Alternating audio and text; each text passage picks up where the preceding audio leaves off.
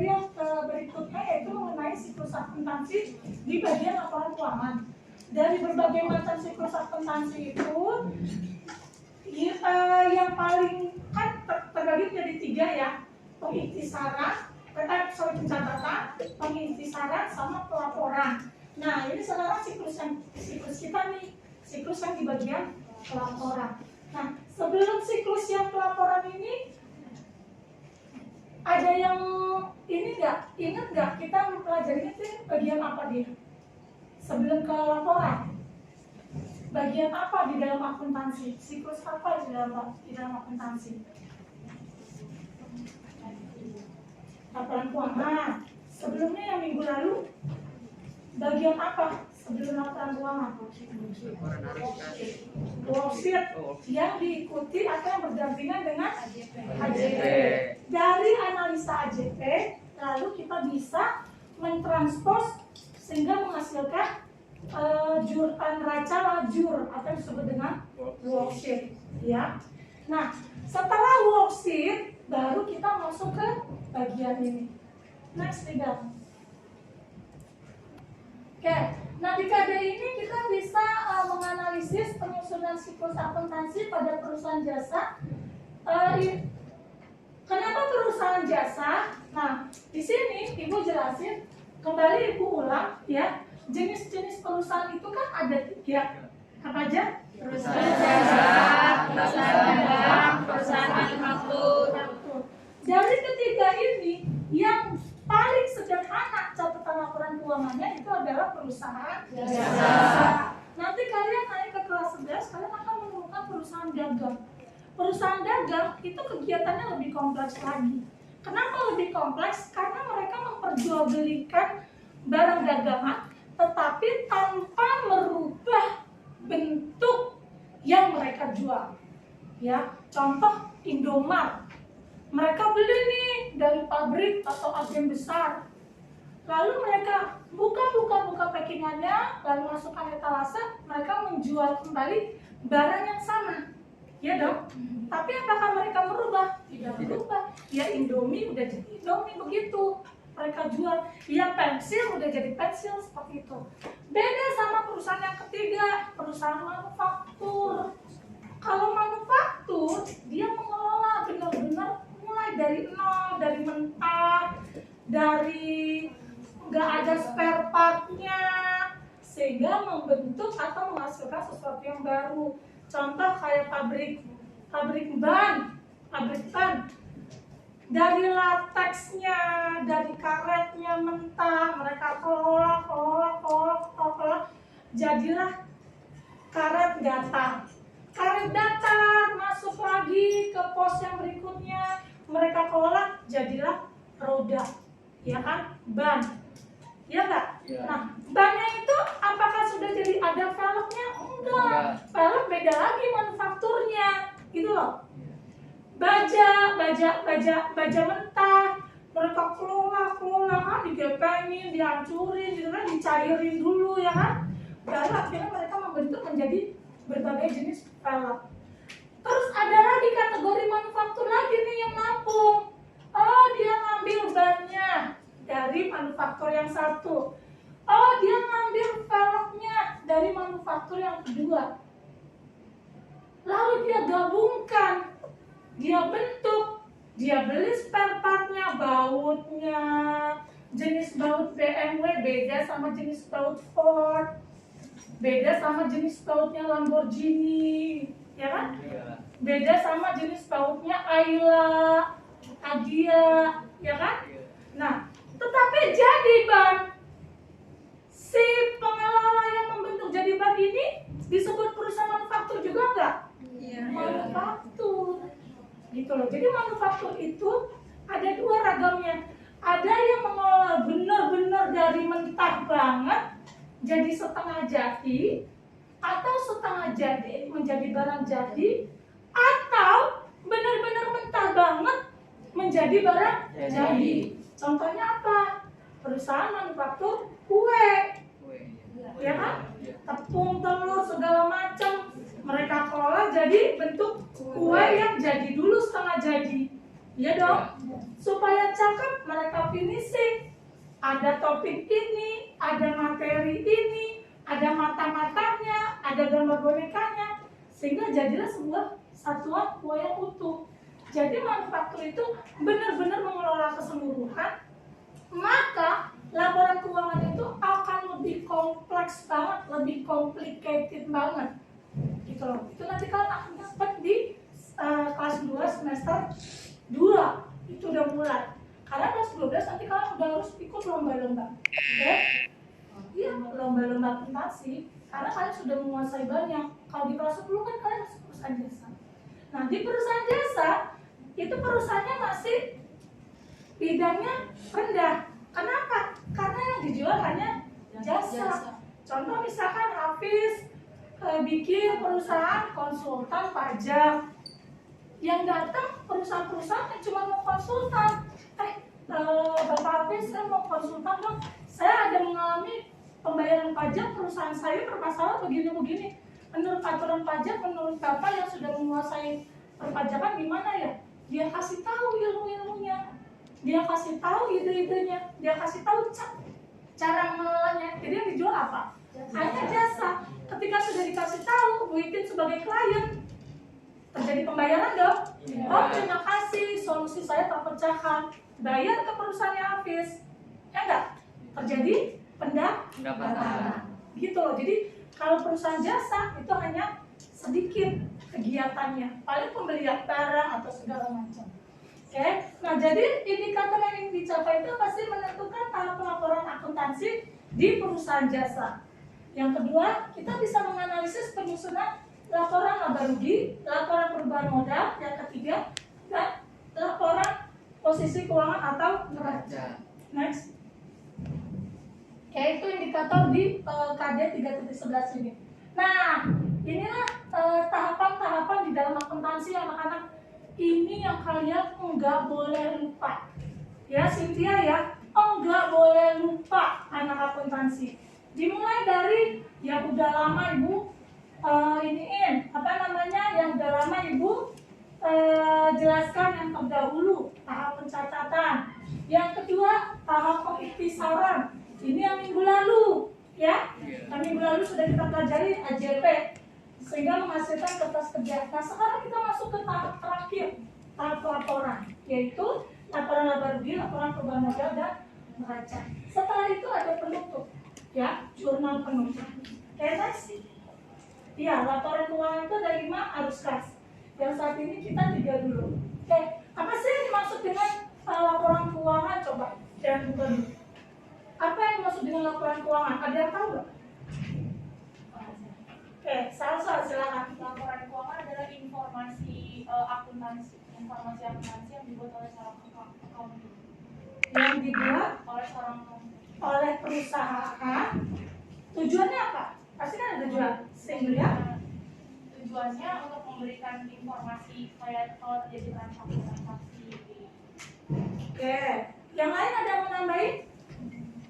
Belum perfect tapi sudah hampir ke tengah jalan. Di tujuannya yang belum.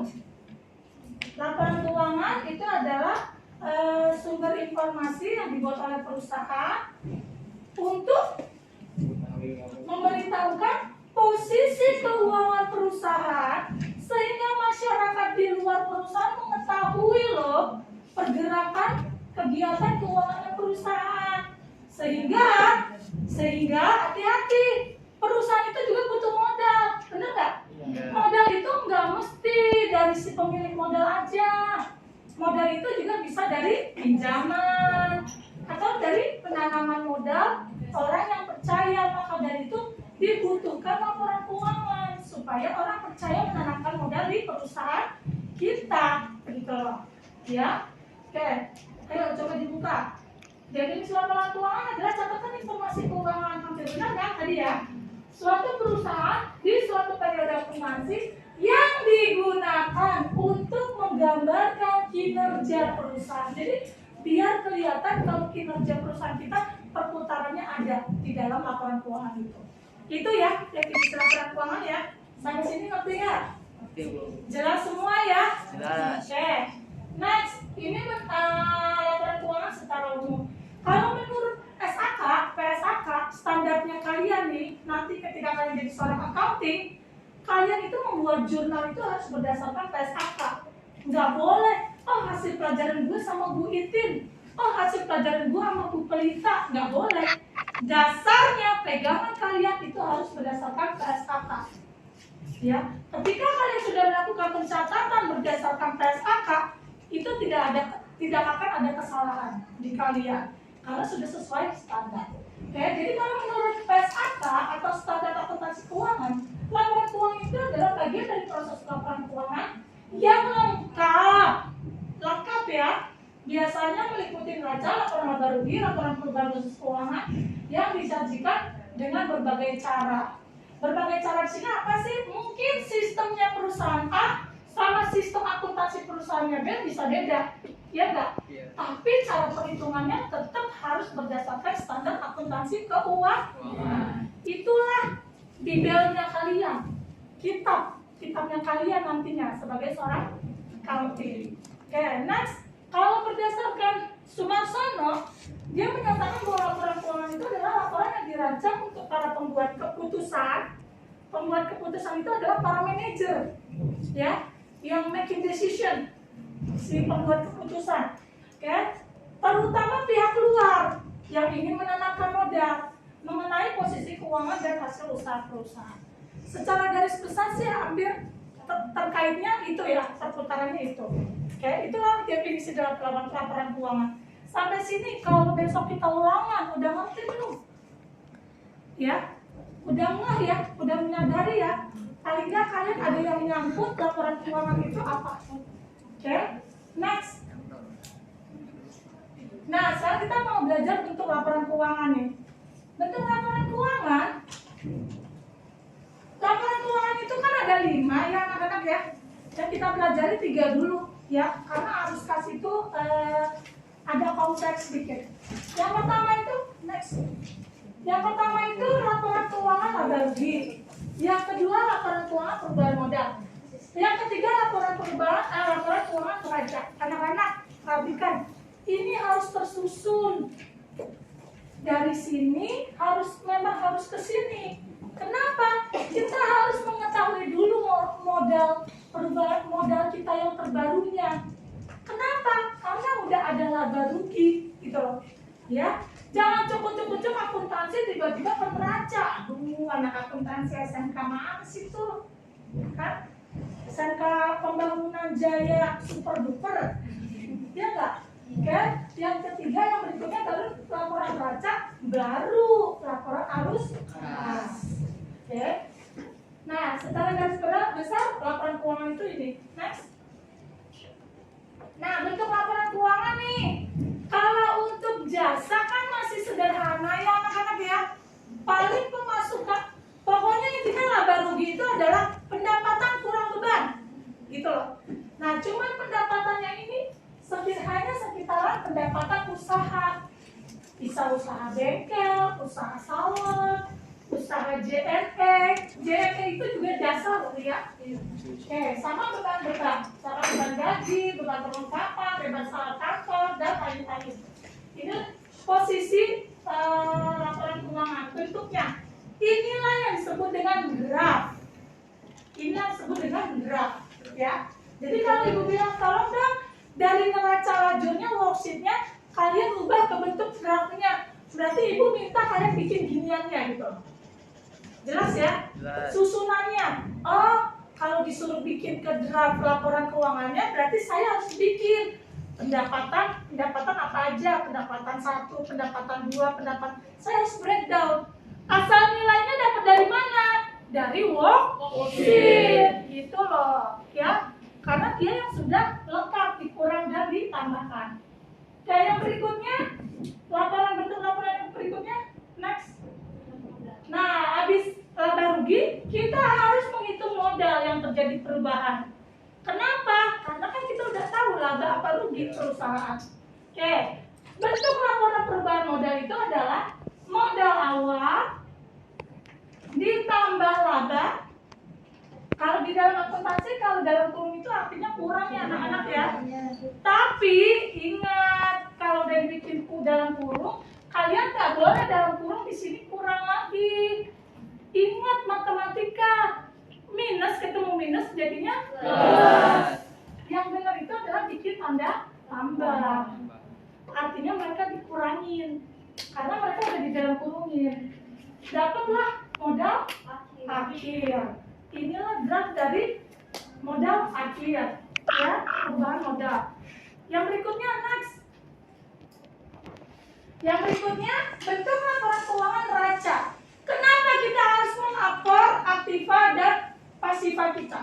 Untuk melihat posisi keuangan suatu perusahaan. Yes, betul. Terima kasih Ayuri. Untuk melihat posisi keuangan perusahaan. Lu kerja, kalian kerja, pendapatan kalian dapat terus. Kalau sampai perusahaan nggak kelihatan asetnya, percuma, gitu loh. Paham nggak? Pendapatan segede-gede apa, gitu kan? Gaji karyawan standar-standar aja, tapi bangsa gedung, tanah perusahaan nggak ada, nyewa terus. Kan pertanyaan dong sama saya yang memantau keuangan, ini perusahaan pendapatan gede, aset nggak ada, uangnya kemana? Iya nggak? Tanya kenapa? Nah, maka perlu ada laporan neraca. Di laporan neraca itu ada bagiannya itu adalah aktiva dan pasifa. Aktiva itu adalah aset-aset perusahaan, ya. Di sini akan kelihatan peralatannya, perlengkapannya, kasnya, ya. Sama pasifa. Pasifa itu terbagi menjadi dua, ya, utang dan modal. Di situ akan kelihatan. Dari sini posisi keuangan perusahaan paling kelihatan. Oh, ini perusahaan bagus. Dia hutangnya di neraca awalnya besar, tapi lama-lama jadi kecil di neraca saldo, di laporan neracanya. Oh, berarti terjadi pembayaran yang rutin, gitu loh. Jadi kita bisa memprediksi juga perusahaan itu baik atau tidak. Next. Nah, sebelum kita masuk ke draft, Ibu sajikan kertas kerja, ya. Jadi angka-angka inilah yang akan kita buat di laporan keuangan, khususnya di laporan laba rugi dan neraca. Di dalam kertas kerja itu banyak yang memakai rata-rata 10 kolom, tetapi ada juga beberapa pembuat buku, ya, penulis buku itu membuatnya 8 kolom, ya. Kalau 8 kolom berarti kolom yang bagian neraca ini tidak ada. Oke? Kalau neraca saldo harus ada. Jadi sebelum kita bikin laporan keuangan, anak-anak ya, kita harus membuat dulu worksheet atau neraca lajur atau kertas kerja. Nah, inilah bentuk dari kertas kerja yang sudah kita pelajari minggu lalu. Dimulai dari neraca saldo. Kolom pertama dan kedua itu adalah kolom neraca saldo anak-anak ya. Angkanya kita dapat dari mana? Neraca saldo awal atau neraca saldo habis buku besar? Habis buku besar, bukan neraca saldo yang ada di soal, ya. Neraca saldo yang setelah kita posting buku besar dari jurnal-jurnal yang ada. Oke, ini tetap neraca saldo awal juga sebutannya, tapi yang terpakai di kolom kertas kerja itu adalah yang setelah buku besar, ya. Lalu lanjut kita lakukan jurnal penyesuaian karena 1 tahun berjalan harus ada yang disesuaikan. Setelah itu ini dikurang-kurang anak-anak ya. Kalau dia posisinya di debit jadinya ditambah. Kalau satu posisinya di debit, satu di kredit, posisinya jadi berkurang, ya. Posisi debit kredit angkanya tergantung dia masih menangan angka yang mana, lebih besar di mana, gitu loh. Next, terus dapatlah tunggu belum udah laba rugi sama neraca. Nah, untuk laba rugi kolom ke 4 dan ke 78 itu hanya kepala 4 sama 5 ya, yang terkait dengan pendapatan sama beban. Kalau yang neraca itu kepala 1, 2, dan 3 seperti itu. Oh ya, sama price, sama price. Ya, sama price ya. 3, oke. Ya, dia 6 ya sebenarnya, oke. Nah, ini masuk ke neraca. Nah, kalau di laba rugi anak-anak ya, di laba rugi. Kalau posisinya ada di debit, angkanya dia berarti laba. Berarti pendapatannya lebih besar dari beban. Bebannya itu ada nilai lebihnya, gitu loh, ya. Untuk menyeimbangkan pendapatan, berarti dia keuntungan. Sedangkan di neraca, kalau di laba ruginya udah di debit, di neracanya harus di kredit. Kalau kalian nggak sama, berarti kalian masih salah, gitu loh. Kalau angka ininya nggak sama, berarti kalian salah. Atau ada temuan, kalian neracanya kok saya angkanya di debit ya Bu, padahal laba ruginya udah di debit, itu juga salah. Ya, tapi kalau di laporan laba ruginya sudah di kredit, baru di neracanya di debit, itu loh. Oke. Nah, ini angkanya harus sama, dia angkanya harus sama. Oke, dari sini nih, dari kertas kerja ini yang sudah diketahui, baru kita bisa pindahkan ke graf. Ke grafnya, next, lihat. Nah, pendapatan jasa yang sebelumnya kan ini 27.500.000. Kita ambil dari worksheet. Nah, ya, kita ambil dari worksheet 27.500.000. Sedangkan kita bentuk grafnya, pendapatan dikurangi beban. Beban itu ada berapa? Ada banyak. Ada beban gaji, beban usaha dinas, beban iklan, beban lapor, listrik, beban orang kantor, beban sewa, beban penyusutan perawatan. Itu ditambahkan semuanya, ya. Oke, next. Nah, beban-beban semua ditambahkan, totalnya 13.350.000, sehingga menghasilkan laba 14.150.000. Kembali ke sebelumnya. Nah, angkanya itu yang ini. Ya, kalau posisinya di debit untuk laporan laba rugi, berarti mengalami keuntungan. Sampai sini jelas nggak? Jelas. Banget nggak? Dan guru siapapun yang nanya, kalian harus bisa, ya, mencetuskan pertanyaan-pertanyaan yang ada harus bisa dijawab. Sama siapa aja, sama Maya, sama Diana, nggak cuma Sasa, Airin, Jennifer, terus Libel, terus siapa lagi, nggak mesti itu, nggak Zara, nggak cuma itu, semua harus bisa, ya. Oke, yang berikutnya, bentuk graf laporan ada perubahan modal, Libel, yang berikutnya, 2 kali yang berikutnya. Nah, kalau laba rugi, ya, yang tadi bentuknya bentuk single, sebelumnya, Libel. Kalau ini bentuknya bentuk stafel, pendapatan ada di atas, beban-bebannya ada di bawah. Yang berikutnya, laporan laba rugi, ada lagi bentuknya bentuk kontrol. Nah, ini namanya kontrol. Pendapatan ada di sebelah kanan, beban-beban ada di sebelah kiri. Sebenarnya sama aja, ya. Ini di sini saldo labanya udah ditambahkan, oke, sehingga menghasilkan angka yang sama antara kiri dan kanan. Terus next. Nah, perubahan modal nih. Perubahan modal kita ambil dari modal awal. Modal awal perusahaan.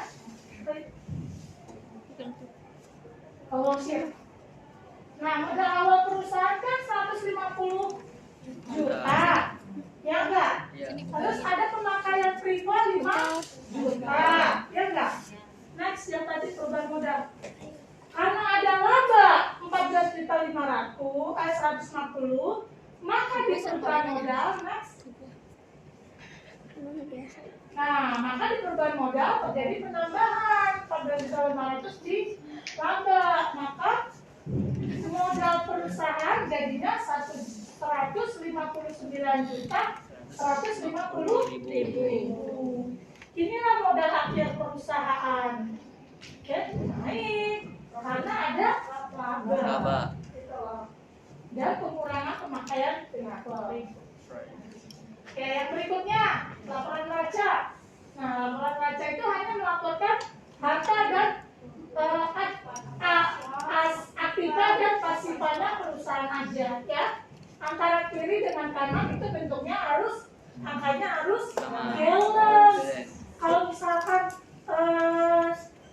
Sri Rahayu nggak balance, kamu cek lagi, berarti kamu ada yang nggak masuk atau angkanya salah dari worksheet, gitu loh. Dari neraca lajurnya kalian yang salah, karena di sini dihitung antara kiri dan kanannya nggak balance, pasti ada kesalahan, ya. Ini harus balance. Next. Oke, sekian untuk laporan keuangan. Sampai sini untuk laporan keuangan itu ada yang mau ditanyain nggak? Perihal laporan keuangan dan cara penulisan draft-draftnya, susunannya, sampai menghasilkan nilai dari masing-masing laporan keuangan tersebut, ada yang mau ditanya nggak? Oh, jelas ya berarti ya? Oke. Ya, terima kasih. Sekarang kita akan